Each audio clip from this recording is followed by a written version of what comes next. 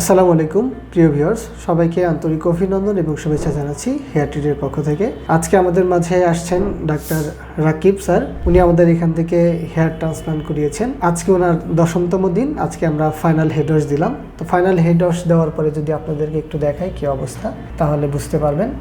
দেখেন, আমরা final head wash দেওয়ার পরে কিন্তু মাথার উপরে অনেকেই যে কোশ্চেনগুলো করেন যে এই রক্ত জমাট বাঁধা যে অবস্থা, এগুলো দূর হবে কি না, এরকম থাকবে কি না, চুল পড়ে যাবে কি না, এরকম অনেকেই অনেক ধরনের কোশ্চেন করেন। তো আমরা এখন কিন্তু দেখাচ্ছি, দেখেন যে 10 দিন পর যখন আমরা ফাইনাল হেড ওয়াশ দিই, তখন নর্মাল ন্যাচারাল অন্যান্য যে চুলগুলো আছে এটার মতোই কিন্তু একদম ক্লিন হয়ে গেছে। এবং পেছনের দিকটাও যদি আমরা একটু দেখাই, দেখেন যেই ডোনার এরিয়া থেকে আমরা হেয়ারগুলো নিয়েছি, এটাও কিন্তু মোটামুটি কাভারের দিকে চলে আসছে।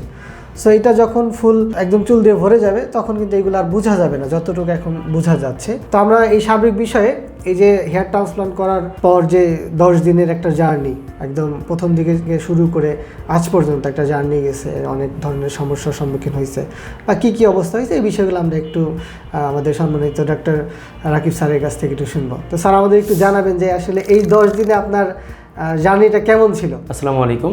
আমি বিগত 10 দিন আগে হেয়ার ট্রিট থেকে হেয়ার ট্রান্সপ্লান্ট করানো হয়েছে। তো 10 দিনের জার্নি বলতে আসলে মেনটেন করাটা আসলেই একটু টাফ, বাট মেনটেন তো করতে হবে, যেহেতু ইনফেকশনের রেটটা অনেকটাই থেকে যায়। তো আমার মতো হচ্ছে মোটামুটি যদি 7 দিনের একটা ব্রেক করা যায় বা 7 দিন, এই সপ্তাহ মানে বাসায় রেস্ট নেওয়াটাই বেটার।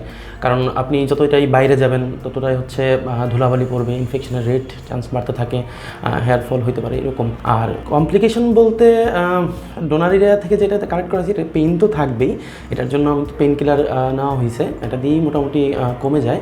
সবসময় যে কন্টিনিউয়াসলি খুব বেশি পেইন করে এমনটাও না, অনেকটাই কখনো করতেছে বা কখনো করতেছে না এরকম। আর সোয়েলিংয়ের ব্যাপারটা অনেকের মানে আমার অভিজ্ঞতা থেকে যেটা বলা, অনেকেই কোশ্চেন করে যে মুখ ফুলে যায় বা চোখের এগুলো আইলিডগুলো অনেকটা ফুলে যায়, অনেকের ফুলতে পারে।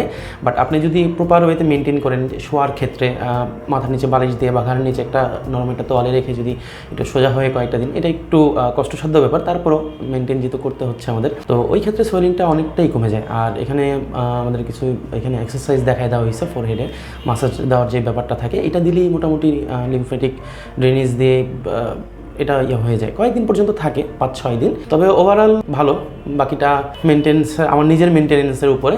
আপনারা যে এইখান থেকে করছেন বা সামনে করবেন, হয়তো এটা ভাবলেই হবে না যে চুল আমি ট্রান্সপ্লান্ট করলাম বাট পরবর্তীতে হয়তো আমার আর কিছু করা লাগবে না। হ্যাঁ, ট্রান্সপ্লান্ট করার পরও মোটামুটি আমাদের 6 মাস বা 1 বছরের একটা জার্নি তো থাকবেই, মেনটেন করতে হয়। স্যার, অনেকে একটা কোশ্চেন করে যে এই আমি হেয়ার ট্রান্সপ্লান্ট করলাম, এই চুলগুলো মনে হয় উঠে যাবে, একটা সন্দেহ থাকে। তো আপনি তো 10 দিন পার করলেন, তো এই বিষয়ে কি বলবেন? উঠার ব্যাপারটা আসলে এরকম উঠে না।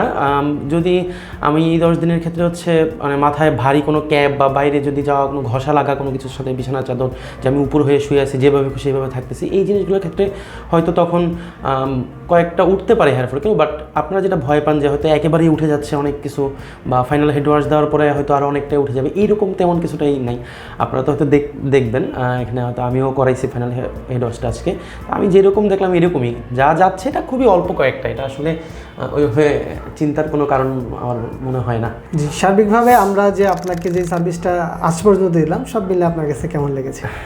অবশ্যই ভালো লাগছে এখানে, কারণ হেয়ার ট্রিটে যখন আমি প্রথম থেকে আসছি, প্রথমে আমি বলছি এটা এই জিনিসটা যে আন্তরিকতার একটা ব্যাপার থাকে সব জায়গায়। আসলে কাজ ভালো খারাপ এটা হবেই, আমাদের রেজাল্টটা কতটুকু হবে না হবে সম্পূর্ণটাই তো ফিউচার আসলে এটা ডিপেন্ড করে। তবে এখানকার এসে যে আন্তরিকতাটা পাওয়া গেছে, এটা আসলে অস্বীকার করার হতো না। এটা সত্যি প্রথম দিক থেকে যে ধৈর্য সহকারে মাঝখানে প্রথম হেড ওয়াশটা 2 দিন পরে দেওয়ার জন্য যখন আসলাম, তখনও যেভাবে দেখাই দেওয়া হয়েছে সুন্দরভাবে, পরবর্তীতে বাসায় এইভাবে মেনটেন করছি। এখনও ফাইনাল হেড ওয়াশ নিয়ে আসলাম, এখনও ভালো, অবশ্যই ভালো এখানে। জি, ধন্যবাদ স্যারকে আমাদের উপরে আস্থা রাখার জন্য। ইনশাল্লাহ আশা করছি সামনের যেই দিনগুলো যাবে, সেই দিনগুলোতে ইনশাল্লাহ চুলের যে কন্ডিশন আরও ভালো হবে। আমরা সামনে আপনাদেরকে আবারও দেখাবো ইনশাল্লাহ। আসসালামু আলাইকুম।